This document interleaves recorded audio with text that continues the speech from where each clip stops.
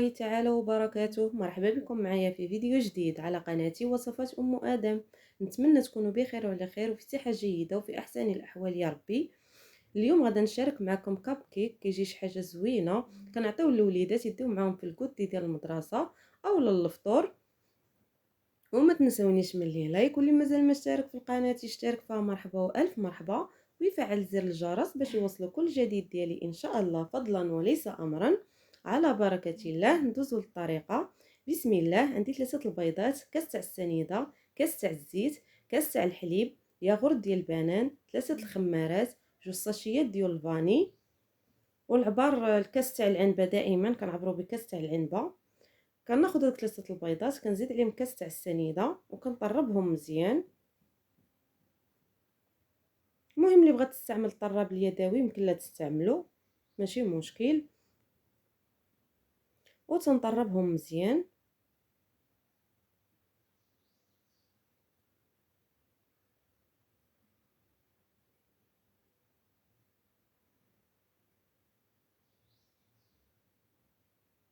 كنزيد دوك 2 ساشيات ديال الفاني، واللي عندها الفاني السائله يمكن لا تستعمل واحد المعلقه.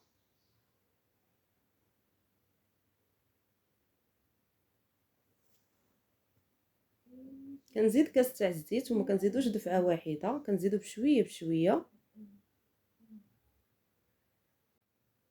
كنزيد الكاس تاع الحليب،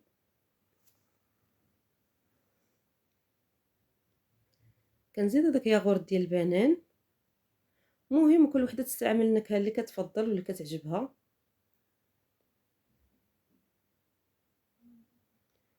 كنزيد الطحين، وضروري ما تنغربلو الطحين.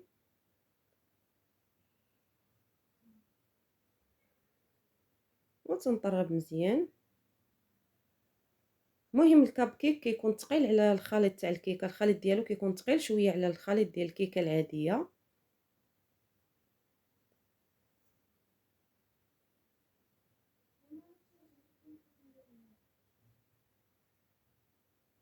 كنزيد دوك 3 الخمارات،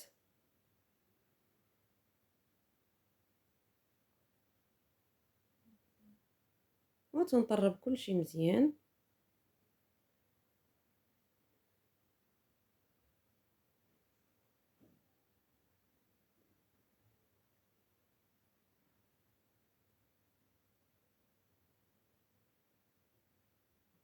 والخليط خاصو يكون ثقيل شويه بحال هكا على الخليط ديال الكيك العادي باش كيجينا الكاب كيك زوين وكيجي مقبب وزوين.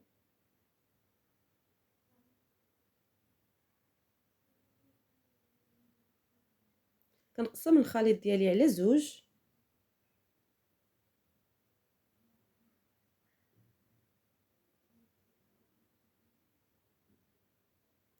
جزء كنخليه عادي وجزء غنزيد عليه 2 معالق ديال الكاكاو، ويكون الكاكاو المارو باش كيعطي واحد النكهه زوينه.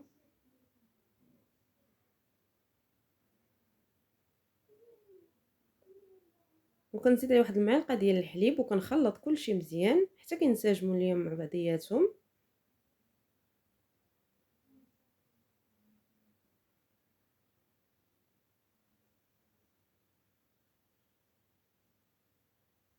وكندير كل خليط كنديرو في بلاستيكه غذائيه باش كيسهل عليا نديرو فيه الكويغطات.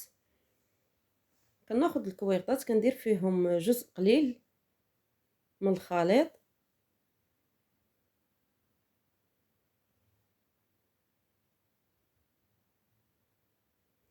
وكناخذ الشوكولات ديال الدهن وكل وحده كندير فيها شويه.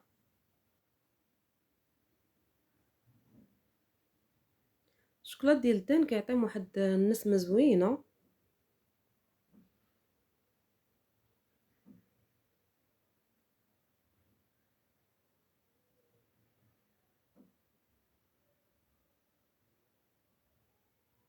وكنعاود ندير فيهم الخليط وكنعمرهم. كنخلي واحد الحساب ديال الاصبع باش ملي يتنفخوا يجوني منفوخين وزوينين ويجوني مقيبين.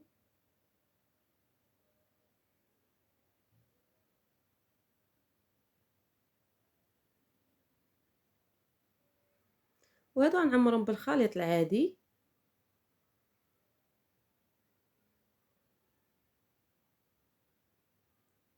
كندير جزء من الخليط العادي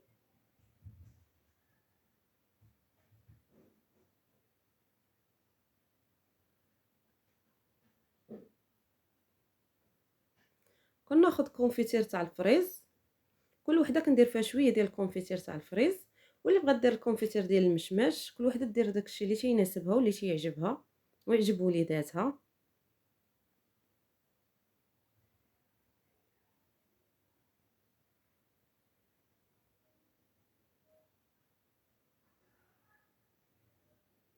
وتنعمر عليهم بحال هكا حتى كنقادهم كاملين وكندخلهم للفران، نشعل عليهم من التحت حتى كيطيبوا ليا من التحت ونشعل عليهم من الفوق.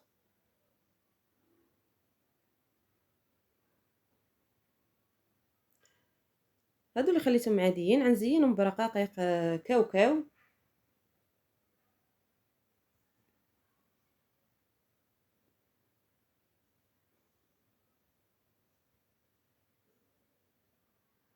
وهادو غنزينهم ببيبيت الشوكولا.